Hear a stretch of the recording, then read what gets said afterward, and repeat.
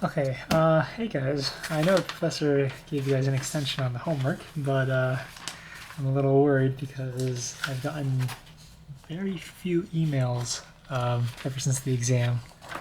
So, yeah. I don't know if it's because people are angry at me after the exam or what, but usually I get a lot more emails, so I'm kind of confused as to what's happening. And as far as I know, webmail is actually working still, so but yeah, anyway, this is moment area. I just want to note here before we go forward that the next few assignments are going to be the next few topics that we're covering are all going to be related to deflections and indeterminate structures, and those are going to be some of the most important topics that we'll be going over in this course, I think. So you guys had a little bit of a break with the influence lines.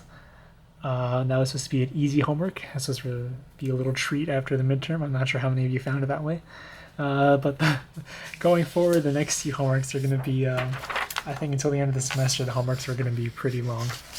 And you're like, well, the homeworks were long already, right? Like, no, the homeworks were not long already.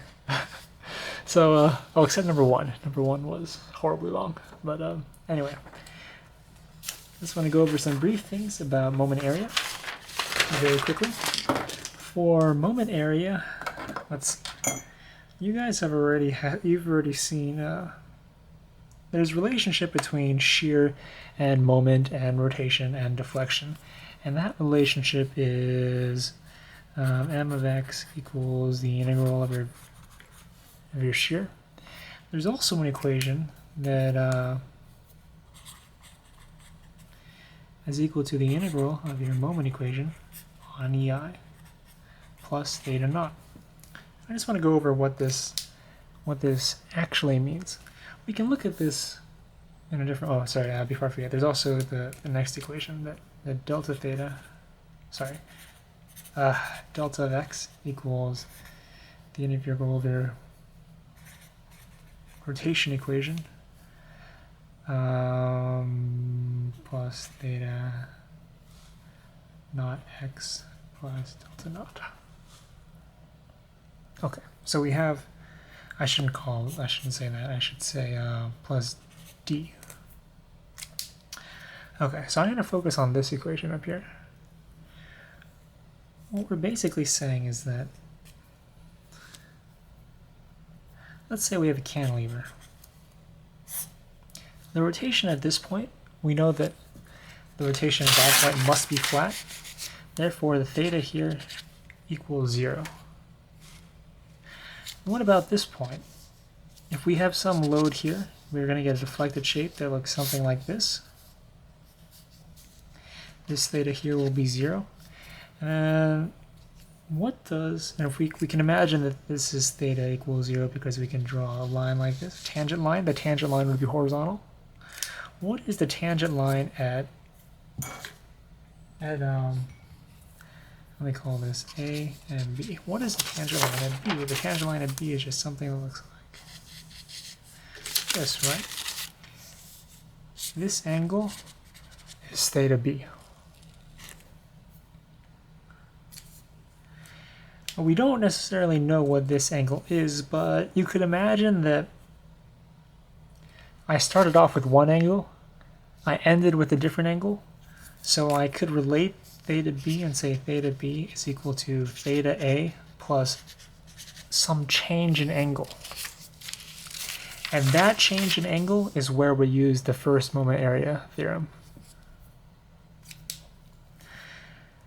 If I bring that over here, theta is just the integral of our moment diagram, correct? So if I start off with some angle, then delta theta is going to be the integral from A to B, right? That's A to B of my m of x on EI. In other words, this term up here is delta theta.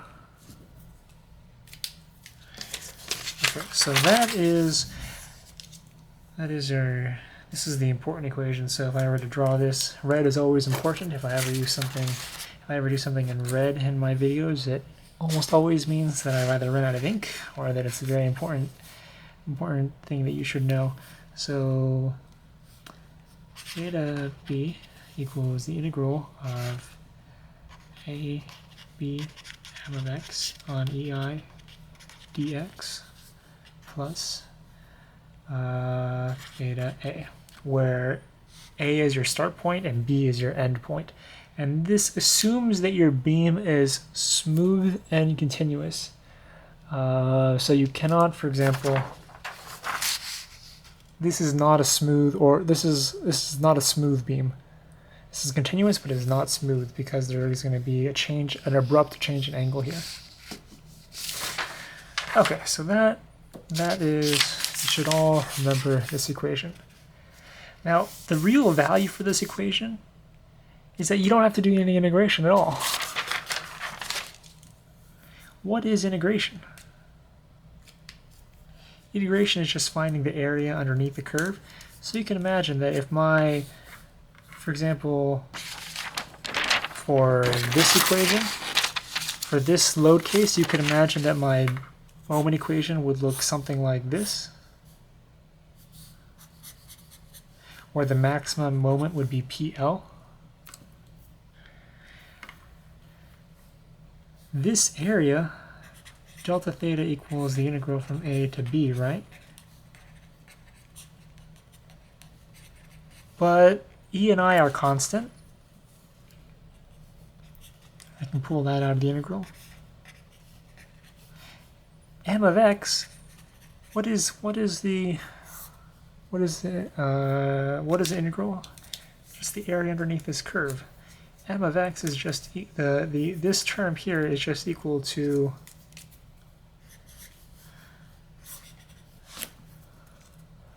one half PL times L. Yes, 1/2 PL times L. PL squared. Therefore, my delta theta is equal to PL squared on EI.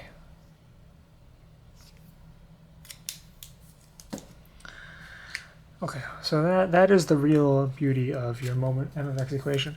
Now you might be saying, well, what if my moment equation isn't a very simple shape? Well, there are formulas you can use to find out the area of your equation, and they are presented to you in the back of your textbook. You will be given this information along with the information on the back cover. You'll use the back cover part in the tutorial 8, but you'll be given these area equations on an exam if you need them. But they're very easy to remember. You know, they're very similar to you all know that a triangle, area of a triangle is equal to 1/2 base times height, right? Well, the area of a parabola, and it's very important that you note that this here, it has to end flat, theta equals 0 at this point.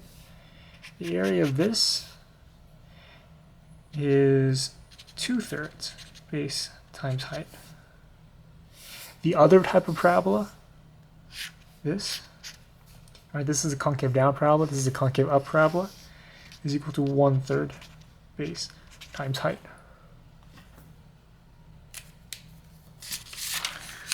Okay, so that is delta theta. TBA, on the other hand, is a little more interesting, shall we say. TBA is the distance between the deflected shape at a point.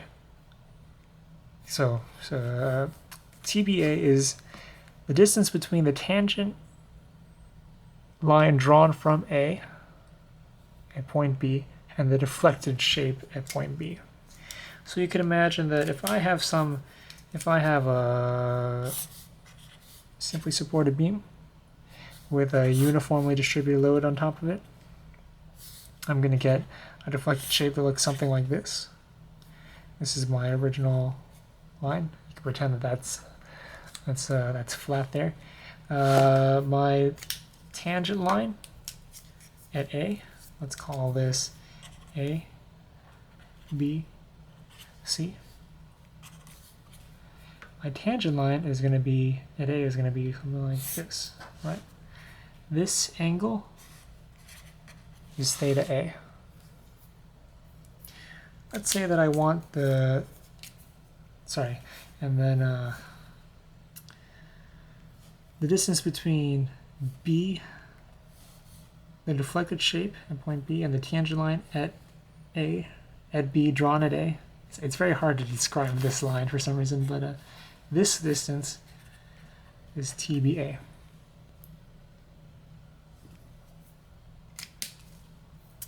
Okay, so that's what TBA physically is. Note that TBA is not this distance. It is not this distance. That is not what it is. TBA is the distance between the deflected shape and the tangent line. And you might be like, well, why would I want to know that? Normally you want to find TBA so you can get your angle. I can get my angle by, for example, if I want to know what theta A is, this would be TCA, this angle over here, and then this would be a right triangle. I could use my tan theta A equals TCA on L. I could use small angle approximations here and say that theta A is equal to TCA on L. And that would be how I get theta A. That would be how I use theta A in one of my other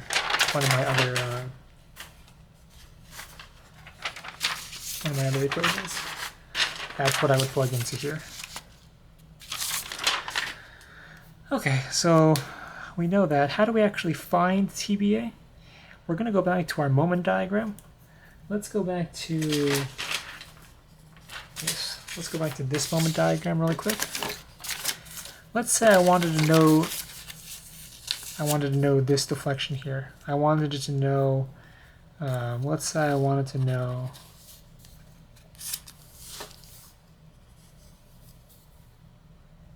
this distance.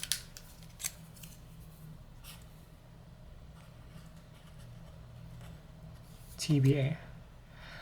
That would be the area of this diagram times the distance to the centroid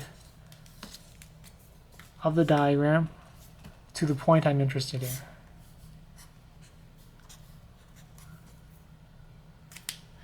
In other words, TBA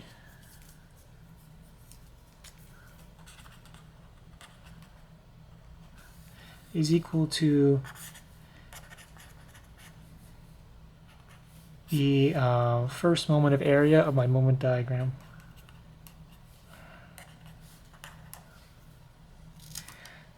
Where x is, so that is this, and I can rewrite this as the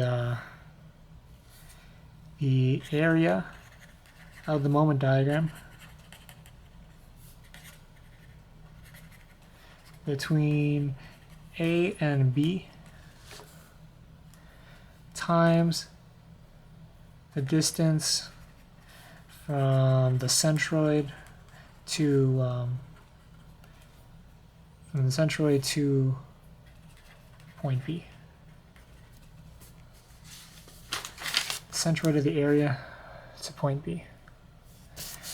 Okay, so hopefully I managed to condense 2 hours of lecture into 15 minutes.